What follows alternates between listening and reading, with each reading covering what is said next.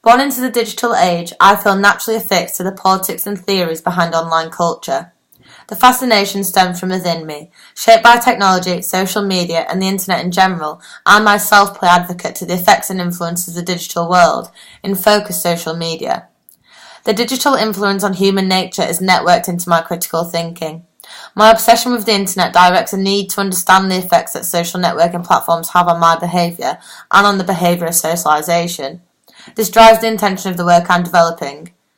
Through creating a body of work this semester, I've established a position critiquing how emotions are played out via online platforms. I've been analysing how YouTube famous personalities orchestrate controlled narratives of personal trauma via their YouTube channels.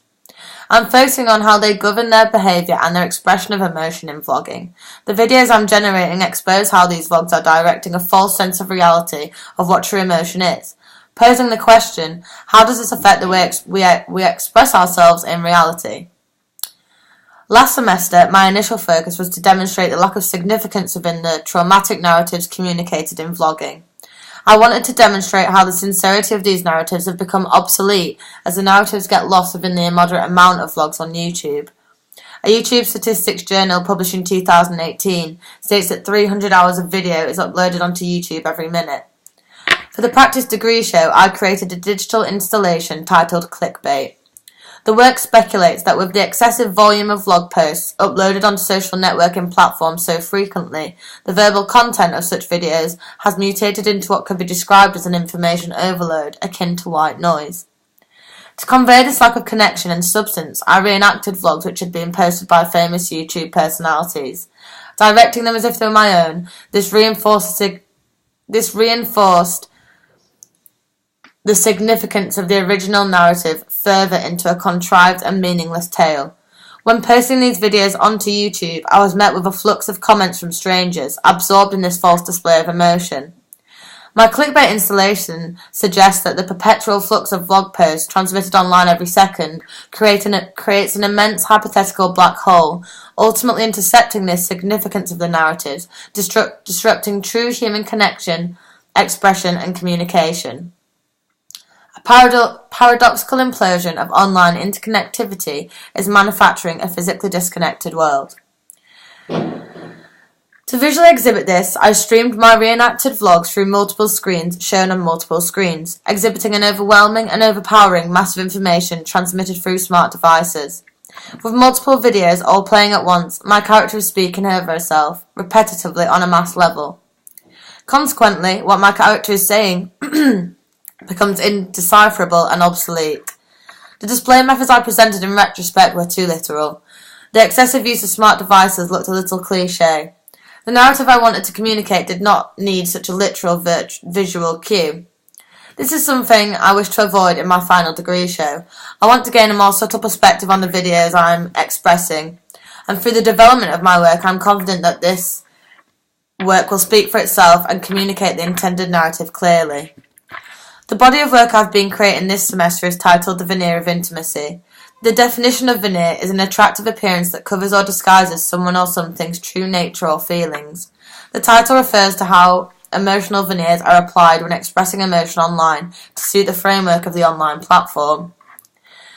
The internet famous personalities we see online are celebrated by their subscribers as if they were divine entities.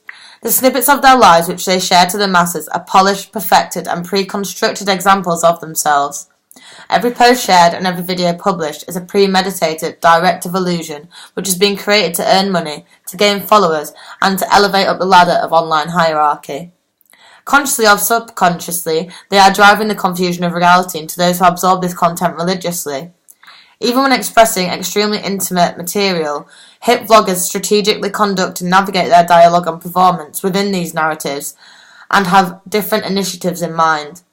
This is being blindly absorbed and consumed by the masses to the point where communication of true human emotion has become a condensed, fickle, and insincere byproduct of a capitalist world. I began to produce a body of experimental vlogs, narrating some of the personal traumas I have gone through. This divined how prevalent the veneer of intimacy is in regard to how I express my own emotions. I realised that my consciousness and the way I conducted myself when in front of the camera, even when expressing intimate struggles, was in fact another example of the condensing effects of emotion propelled by social networking platforms. The video enabled me to understand the true veracity of my own conditioned nature. As an avid user of social media and a regular updater on Instagram and Facebook, I'm more than aware of the habitual processes I employ when manufacturing content before posting. Shooting the best angle of my breakfast and deciding on the perfect filter seemed a far cry from realising that the communication of even my most private and intimate emotions carried a subconscious veneer of predisposed quality control. I recorded a video blog for YouTube during an immensely difficult and sad time in my life. I explained how I was attempting to cope with a painful breakup, after which I had become very withdrawn, grieved, and in plain unwell. My emotions at this time were overwhelming, and I was struggling to function. Previous to shooting the video, I had planned nothing in regard to what I was going to say, how I was going to say it, or how I was going to act.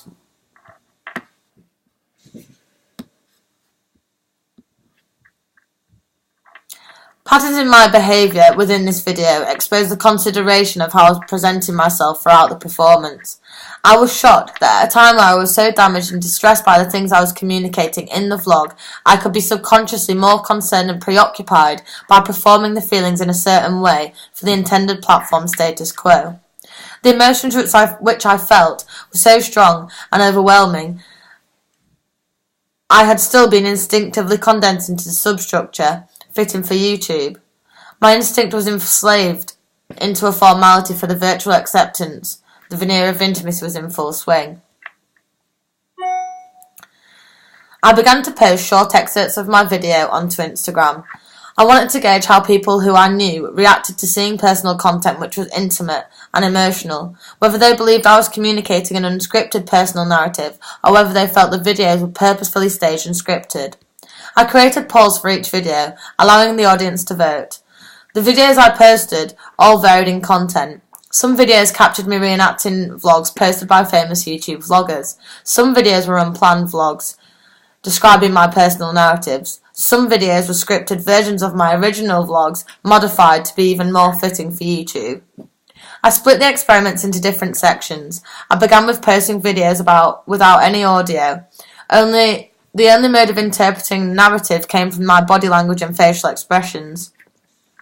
For the next part of the experiment, I introduced dialogue via subtitles. I later introduced audio for the last part of the experiment. Removing the visuals, the audience only had the audio to base their judgment from.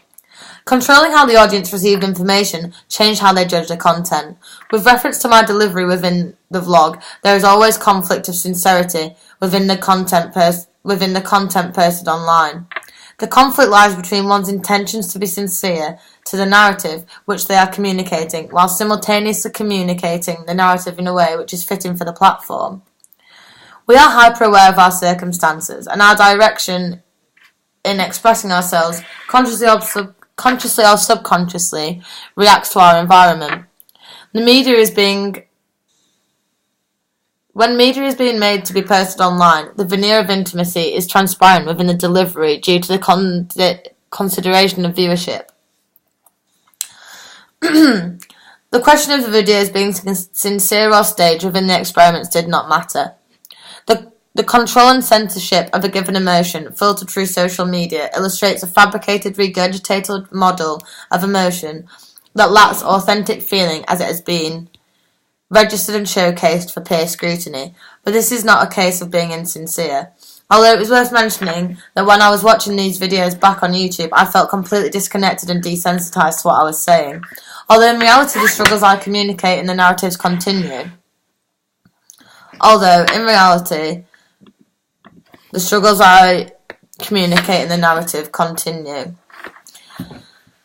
But from the Instagram experiments, a shift in my work was induced.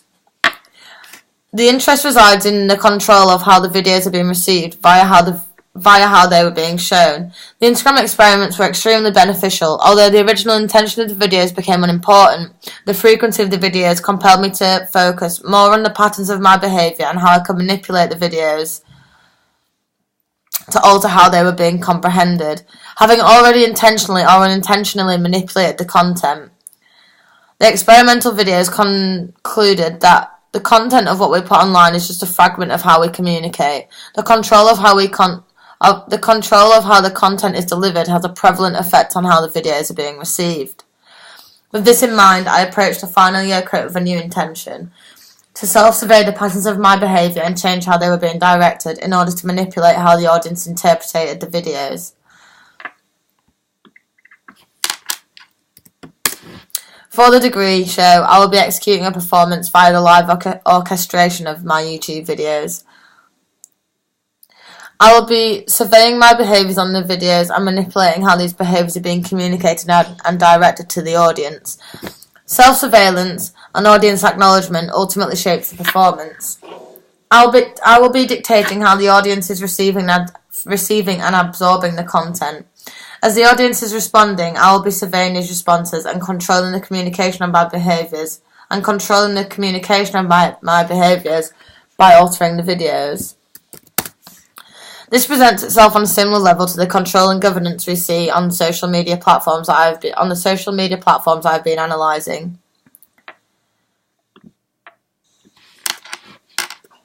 The parallels between how we regulate and censor content for social media platforms here becomes a real-life representation, communicating how we alter and censor ourselves to fit the platform's intended audiences. Surveying how these behaviours are being communicated in a live and organic environment gives me jurisdiction to constantly